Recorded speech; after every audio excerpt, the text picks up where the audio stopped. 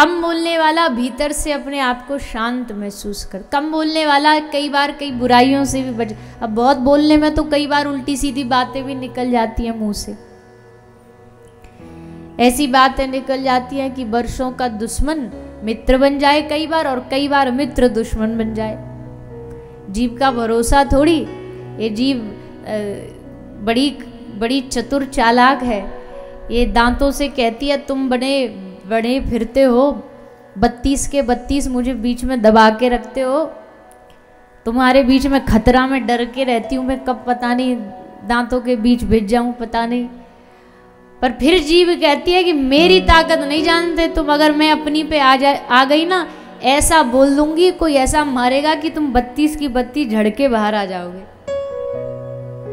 बाजार में जाके कुछ भी किसी को, अब गंजे को गंजा बोल दे, टगले को ओ टगले बोल दे, तो आए वो एक मारेगा मुंह पर कि सबरे की सबरे बाहर आ जाएंगे। तो जीभ बोलती है बड़ी नरम पर है बड़ी खतरनाक। हड्डी नहीं होती पर हड्डियां तुड़वा सकती है। हड्डी नहीं होती पर हड्डियां तुड़वा सकती है। जो इसमें इतनी ताकत होती है। तो इसलिए किसी ने कहा कम बोलो, समय पे बोलो। समय पर बोलना भी चाहिए। समय पर मौन रहेंगे तो भी कोई लाभ नहीं है। जहां समय वहां बोल दो। एक आदमी था, उसके घर में उसने एक कुत्ता पाल रखा था और एक बिल्ली पाल रखी थी। तो बिल्ली रात को सो रहा था वो, तो रात को बिल्ली म्याऊं म्याऊं जोर जोर से चीखे, जोर जोर से चिल्लाए। अब मालिक थोड़ी देर तो देखता रहा, जब बहुत चिल्लाई तो उसने लेकर के डंडा बिल्ली को मारा। सोने नहीं देती, चैन की नींद नहीं लेने देती। अब कुत्ता ये देख रहा था, उसने कहा कुछ भी हो जाए तू मत बोलना, नहीं तो मालिक मारेगा। वो चुप रहा। अब अभी थोड़ी देर बाद फिर घर में जब सब सो गए, रात को आए चोर।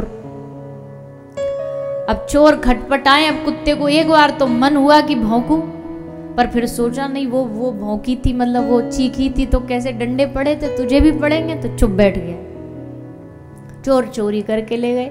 सुबह मालिक ने देखा कि चोरी हो गई और ये यहीं बैठा था। ये वफादार इसलिए तो पाला था कि भाई कोई घर में घुस जाए तो भौंक करके हमको जगा दे। अरे ये इसने कुछ नहीं, ले डंडा उसको मारा।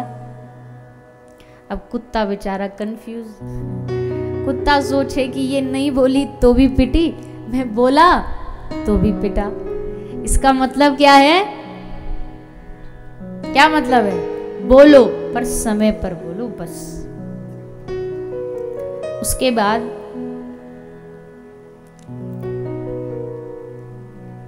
तो